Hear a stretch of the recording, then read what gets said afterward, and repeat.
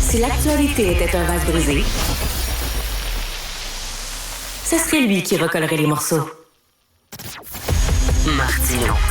Le choix des connaisseurs. Alors, mercredi, le journal 24 heures publie un texte fort intéressant sous la plume d'Andrea Lubec qui nous expliquait pourquoi les coûts des projets de transport urbain, de transport collectif, ça explose toujours. Vous le savez, là. Chaque fois, on n'a pas respecté les échéanciers, on n'a pas respecté les coûts prévus. Comment ça se fait que ça explose toujours? Et dans le cadre du texte d'Andrea Lubec, il y avait Mme Florence Junca-Adenau qui a été interviewée. Elle est professeure au département d'études urbaine et touristique de l'UQAM. Elle est avec nous. Bonjour, Mme Junca-Adenau. Bonjour. Alors, on le sait, bien sûr, il y a l'inflation. Ça, on ne peut pas prévoir l'inflation. Il y a ça. Mais, je veux dire, même avant la poussée de l'inflation, on le savait, ça fait des décennies que les coûts explosent toujours. Alors, c'est quoi? Ils sont pas bons en calcul au gouvernement ou quoi? L'explosion des coûts, il faut le prendre dans le temps.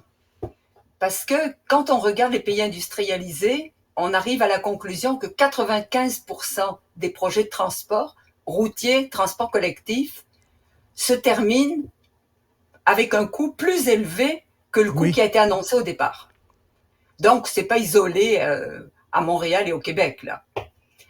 Alors, parmi les raisons, c'est que habituellement, le projet est annoncé à un coût avant qu'on fasse les plans, avant que l'on fasse les études.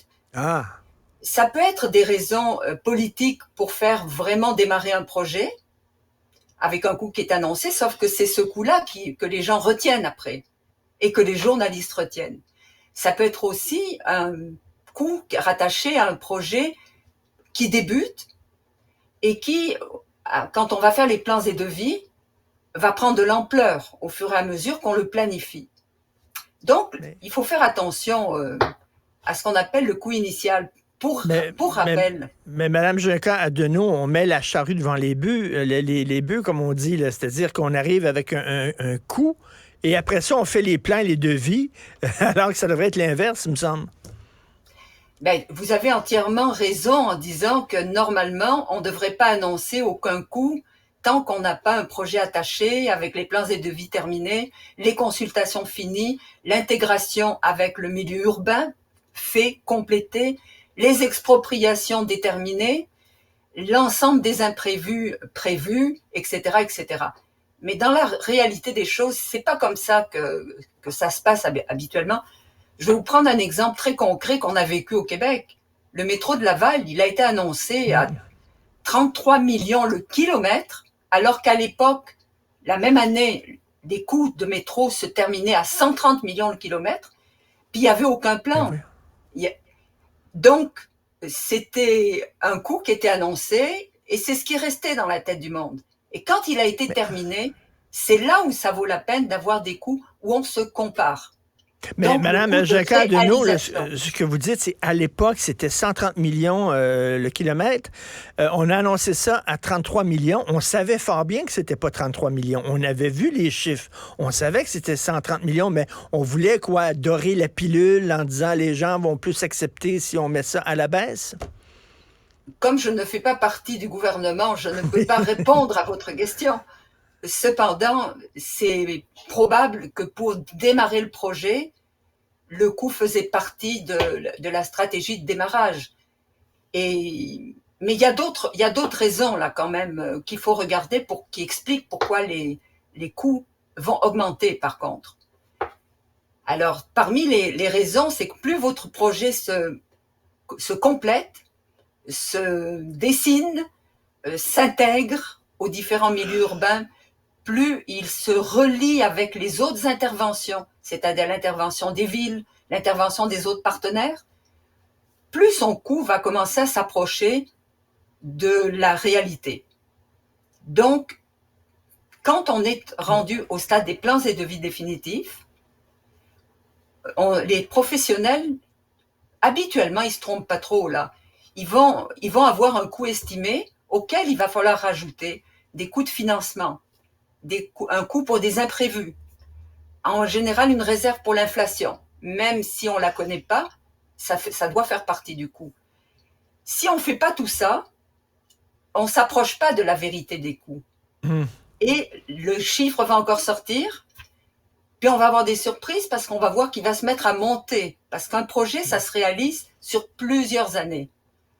Entre 5 ans, 7 ans. Donc, il y a de l'inflation qui court.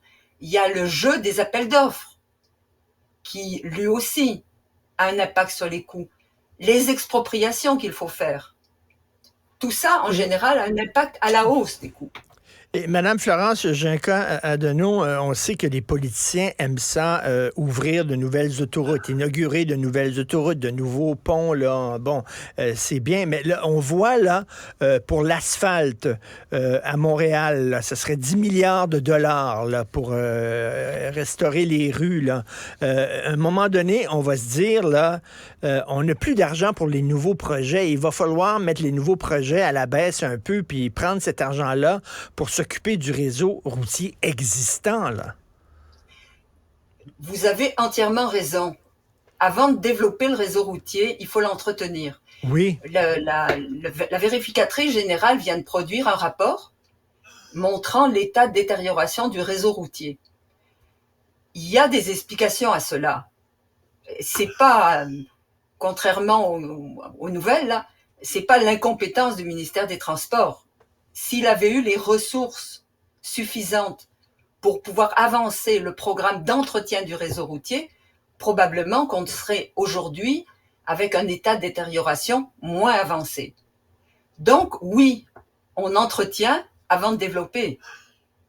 Et il faut, à ce moment-là, résister à la tentation d'annoncer des nouveaux bouts d'autoroute ou des nouvelles transformations majeures du réseau routier, pour concentrer l'argent sur l'entretien du réseau routier, mais aussi des infrastructures, que sont les ponts, par exemple.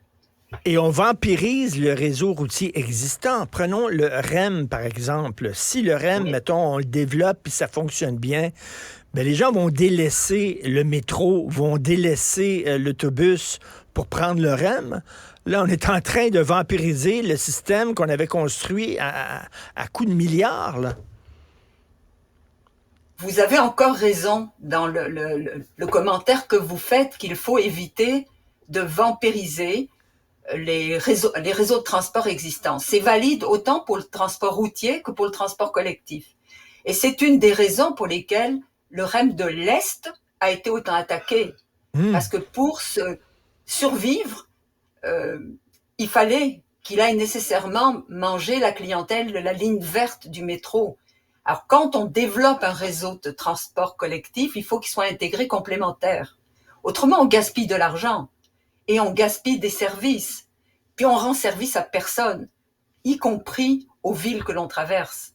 Donc, le système de transport, c'est un système qui doit s'intégrer dans les services qu'il rend, mais aussi avec le milieu urbain dans lequel il s'installe. Et en terminant, Mme Junca-Adeneau, est-ce que le Québec, c'est un énorme territoire. Il faut créer des routes, bon Dieu, pour se rendre là, jusque dans le nord du Québec. En Gaspésie, il faut nettoyer ces routes-là, les entretenir, les déneiger l'hiver. Ça pose un sacré défi, là.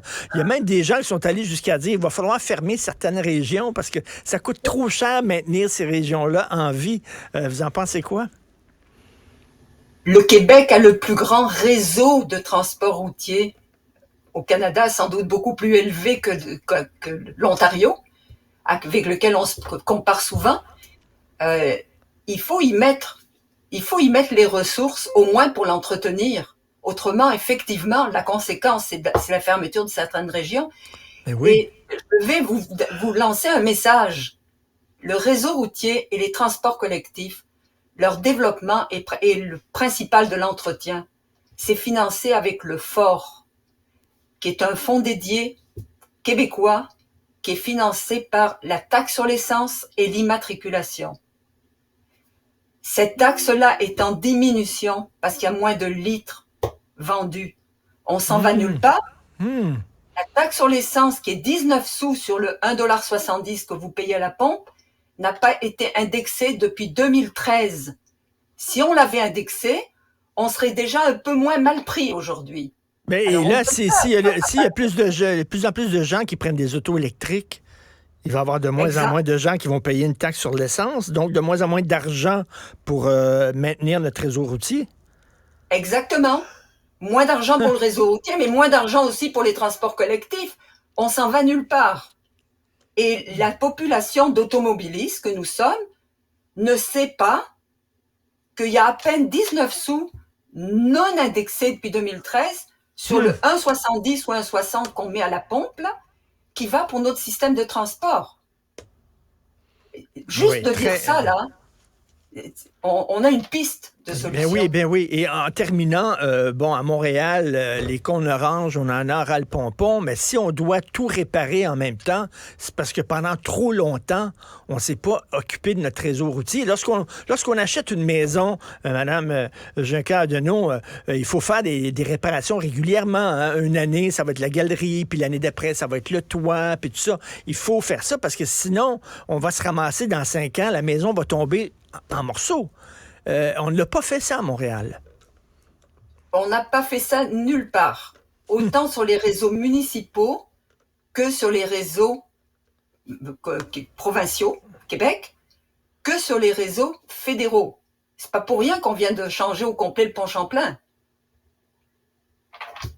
Puis, toutes nos infrastructures, normalement, dans un monde idéal, devraient faire l'objet d'une priorité d'entretien.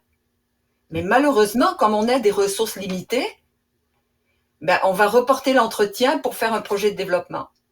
Exactement. Puis on développe trop et on n'entretient pas suffisamment. Madame Florence Juncker-Adenau, professeure au département d'études urbaines et touristiques de l'UQAM, merci beaucoup. Bon week-end. Merci. Bonne fin de semaine aussi. Merci.